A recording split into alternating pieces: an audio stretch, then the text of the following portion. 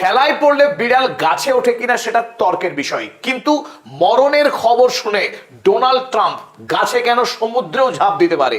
গত 8ই জুলাই এই Donald Trump যখন তুরস্কে এসেছিলেন নেটোর বৈঠক করতে, আর তখনই খবর হয়ে যায় যে ডোনাল্ড ট্রাম্পের খবর আছে। আজ দেশে ফেরার পথেই ইরান ডোনাল্ড ট্রাম্পকে শেষ করে দেবে, তার জন্য ওত পেতে বসে রয়েছে ইরানের গোয়েন্দা, ইরানের মিলিটারি। আর তারপরেই ডোনাল্ড ট্রাম্প দরদর করে ঘামতে শুরু করে এবং কাপড় ঠিক ছিল কিনা তা নিয়ে কিন্তু রীতিমতো সন্দেহ আছে। আজ ডোনাল্ড ট্রাম্প স্বীকার করে নিয়েছেন যে তিনি সত্যি সত্যিই যমদূতকে দেখেছিলেন 8ই জুলাই। তুরস্ক থেকে ফিরবেন কোন পথে তিনি ঠিক করতে পারছিলেন না। ডোনাল্ড ট্রাম্প আমেরিকা যুক্তরাষ্ট্রের রাষ্ট্রপতি, তার জন্য যে ব্যাপক নিরাপত্তা রয়েছে পৃথিবীর কোন দেশ তা কল্পনা করতেও পারে না। 1 বছরে মিনিমাম 1000 কোটি টাকা বরাদ্দ করা হয় তাকে সুরক্ষা দেওয়ার জন্য। সেই আমেরিকার রাষ্ট্রপতি ইরানের সর্বোচ্চ নেতাকে খুন করবার পর এবার প্রাণ ভয়ে চোরের মতো পালিয়ে বেড়াচ্ছেন। খবর, ওই 8 তারিখে নিজের এয়ারফোর্স 1 প্লেনে তার মতো দেখতে নকল ডোনাল্ড ট্রাম্পকে বসিয়ে দিয়েছিলেন। তাকে পাঠিয়ে দেওয়ার পর তিনি পালালেন কোন বিমানে? আপনারা ছবি দেখছেন পিছনে। এই যে সামরিক মাল পরিবহন করা, সাধারণ সৈন্যবাহিনীকে পরিবহন করা হয় যে বিমানে, সেই বিমান যার নাম্বার ছিল C-32A, এই প্লেনে চড়ে কোন ক্রমে লন্ডনে পালিয়ে বেঁচেছেন। লন্ডন থেকে হাফ ছেড়ে অন্য বিমানে চেপে গোপনে তিনি আমেরিকায় ফিরে যান। আর এই খবর এখন গোটা পৃথিবীতে ছয়লাভ যে ডোনাল্ড ট্রাম্প নিজের এয়ারফোর্স 1 বিমান ছেড়ে সবজির গাড়ি করে পালালেন। শেষ পর্যন্ত বিবিসি খবর করেছে, দেখুন বিবিসি জানাচ্ছে, Trump confirms he switched planes after NATO summit because of possible threat. সম্ভাব্য বিপদের ঝুঁকি থাকায় তিনি তার নিজের বিমান ছেড়ে অন্য বিমানে চাপতে বাধ্য হয়েছেন।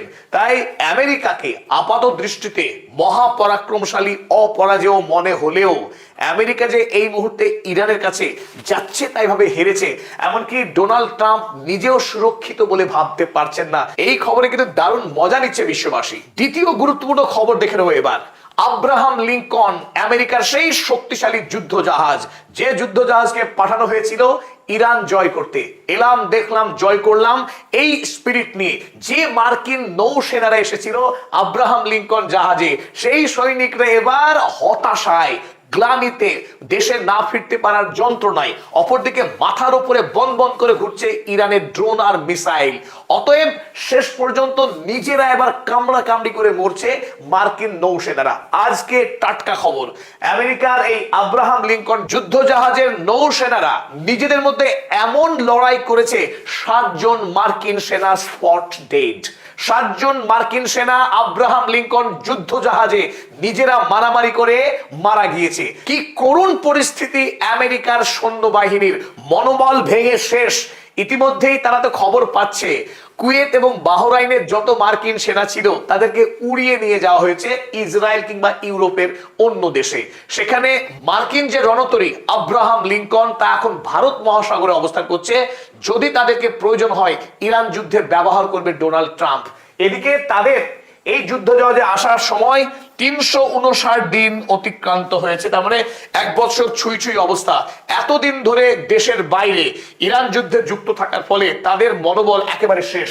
খবর করছে কারা? মেহের নিউজ। ইরানের মেহের নিউজ লিখেছে 7 ডেড ইন ব্রল অ্যাবোর্ড ইউএসএস আব্রাহাম লিঙ্কন। ইরানের খবর বিশ্ব উড়িয়ে দিতে পারে, আমরা উড়িয়ে দিলাম চলুন। কিন্তু একই খবর টাইমস অফ ইন্ডিয়া সহ পৃথিবীর প্রথম সারির প্রায় সব সংবাদপত্র একে একে ছাপতে শুরু করেছে এই খবর যে মার্কিন নৌসেনারা এখন নিজেরাই নিজেদেরকে খুন করছে। ওয়ানা নিউজ তারাও খবর করেছে ডেডলি ব্রল reported about USS Abraham Lincoln after 359 day deployment. 359 দিন যুদ্ধে নিযুক্ত থাকার পর আব্রাহাম লিঙ্কন যুদ্ধ জাহাজের নৌসেনারা নিজেদের মধ্যে মারামারি করে 7 জন আজ খুন হয়েছেন। ইরানের মিসাইলে তো মার্কিন সেনারা ঘায়েল হচ্ছেনই, মার্কিন সামরিক ঘাঁটি গুড়িয়ে যাচ্ছে। এবার নিজেরাই অবসাদে ভুগতে শুরু করেছে, ট্রমাতে ভুগছে মার্কিন সেনারা।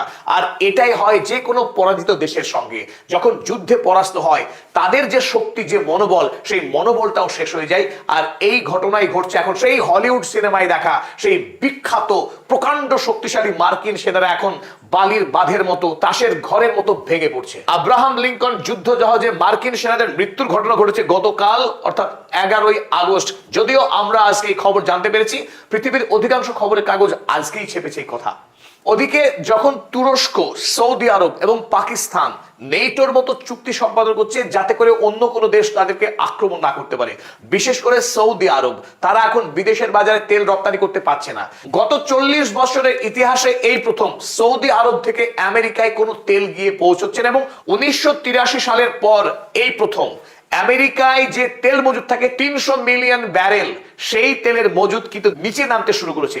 তাই একদিকে যখন মুসলিম বিশ্বের নেটো তৈরি হচ্ছে, অনেকেই ভেবেছিলেন যে এই নেটো আসলে ইরানের বিরুদ্ধে তৈরি হয়েছে, কিন্তু মজার গল্প দেখুন, গতকাল হুথি আরো একবার সৌদি আরবের একটি তেল ট্যাঙ্কারকে আক্রমণ করলো বাব আল মান্দাবে, এই বাব আল মান্দাব স্ট্রেইটে।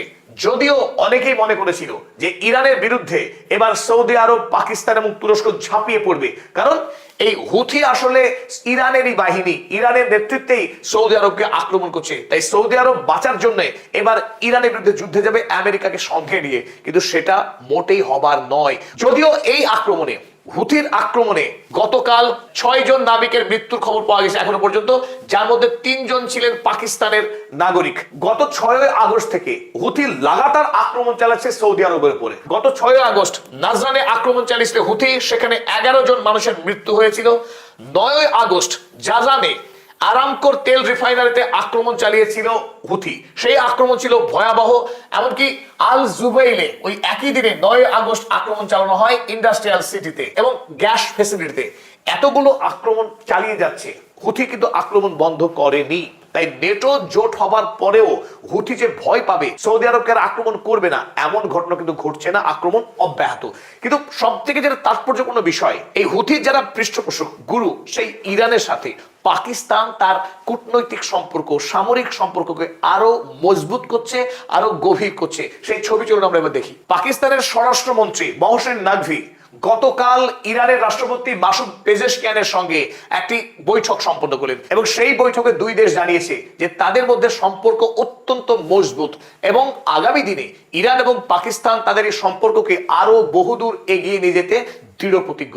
আর এতেই অনেক মানুষ ভিমরি খেয়ে যাচ্ছেন, কি চেয়েছিলাম, কি হবে ভেবেছিলাম, আর হচ্ছে ঠিক তার উল্টো।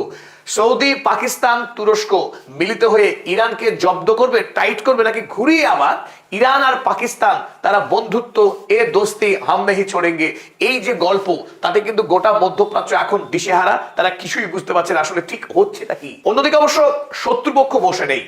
ইসরায়েলের সেই কুখ্যাত গণহত্যাকারী বেঞ্জামিন নেতানিয়াহু, তিনি এবার শুরু করে দিয়েছেন তার ঘর সাজানোর কাজ, কারণ সবচাইতে বড় বিপদে। তাই এখন এই ইসলামিক নেটোর বিপক্ষে তার নতুন সামরিক জোট তৈরি করবার জোরদার প্রস্তুতি শুরু করেছে, এবং তিনি কয়েকটি দেশের নামও করেছেন। ইউরোপ এবং এশিয়ার মধ্যে কিছু দেশ নিয়ে এই ইসলামিক নেটোর বিরুদ্ধে তিনি শক্তিশালী অ্যালায়েন্স গড়ে তুলছেন।